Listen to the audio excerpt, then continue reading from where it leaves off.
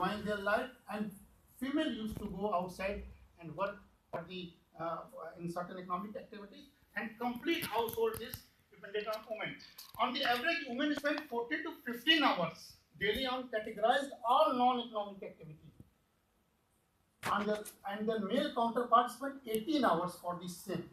So this is also another part of the story which we can say from this slide.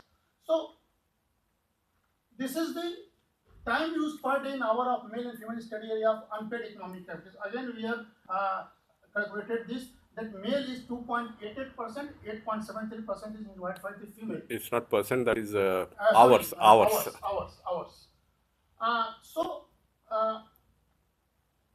I'm moving towards conclusion that women spend maximum time in the household for cooking, serving, and food cleaning, washing, and related works, and caring the children in the house. That is 5 to 6 hours on average duty, 5.7 hours exactly. And also they spend 2 to 3 hours. This is interesting. This we have to focus. 2 to 3 hours outside household works for the unpaid economic activity like agriculture activity, animal husbandry, collecting the packing of household uses, and manufacturing works, etc. So this 2 or 3 hours is female are going, is supposed to be waged, is supposed to be paid, but they are not getting the thing. So this is a clear-cut observation of our study. Female got up early than men. This is their duty. Women's day starts around 5 a.m. and ends after 10 p.m. Rural women are more involved in a range of domestic activities than men, and regularly carrying an approximately 33 tasks, in which 20 tasks can be treated as unpaid economic activities. Overall, 33 tasks are there, and we are recognized, we are targeting of those 20 tasks which could be paid. So, what is the model? This yet to be done. So, I have tried little bit to start up, and I will show and conclude it. Males spend their maximum time in non-economic activities, which includes less use, and females spend 15.27% as non-economic activities. So this is the reality of the Indian rural scenario, and I am skipping this. This supports the poverty, this supports the inequality, which we have used mixed method in our projects. In mixed method, we have interviewed very thoroughly to the Indian women, and we got many such instances where rural women used to say that they are very poor, they want job, they want to work, they want money for the sake of their children, for the sake of the health, etc., etc. So this all have narrated here, and I will not read out here, but there is a maximum evidence to show that women are desperate to work for the income which they are not getting. Okay, so I'm skipping this all. So how could we quantify? What is the solution? What should be solution? Should we move little bit further for to solve this problem or not? This is the question in front of us. So what actually we have done, that all the economic activities we have time used, and then we see that in terms of rupees, it is difficult to quantify, but we use economic replacement value. In this method, the cost of unpaid work is calculated by the cost of paying someone else based on current wages for comparable amount.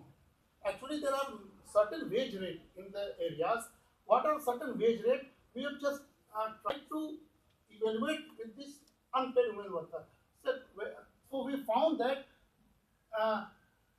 average wage rate of unskilled labor is rupees 236 for April 2015 till March 2016, determined by Uttar Pradesh, Bihar, and Jharkhand governments. All the three governments have decided this minimum wage in their areas.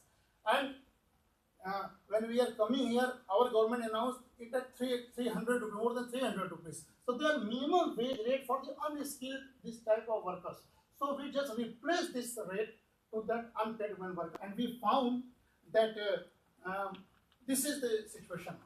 We found that female could get 257.55 rupees if we quantify those all economic activities. So actually females are sacrificing these rupees because there are no jobs they are willing to do, but governments are not providing job. There are many norms which are barriers for the rural women. So, when we will quantify that, we said that they are sacrificing 257.55, which can dramatically remove them from the level of poverty. So they can come out from the vicious circle of poverty if we may quantify this. Okay, I am concluding one thing. Okay, so when monthly we calculated, we saw that male could get only 2,208 because they are less working, unpaid work, and female could get 6,696 per female could get if we quantify these all unpaid economic activities which are unpaid. So this is a start to think that how to get them at least 6,696 either in the name of job, either in the provision of job, or any social security system that government are providing in the name of social security system. So we have to think of a little bit, because the main problem is to remove poverty, to pull all the rural women in the curse of poverty, because they are actually contributing in the society and national economy. So we have to recognize household as an industry. We should recognize women as a part of any country. We should recognize women as a half portion of the world. So how to do this? Because our topic is job in crisis, work in crisis. If work and job in crisis, there should be some alternative. Otherwise, chaos will be there. So one step, that either you provide them job, opportunity of the job, or give some incentives in the name of that unpaid women workers, so that they should get some purchasing power in hand, and then you just skill them and move them from the household work to the skilled work.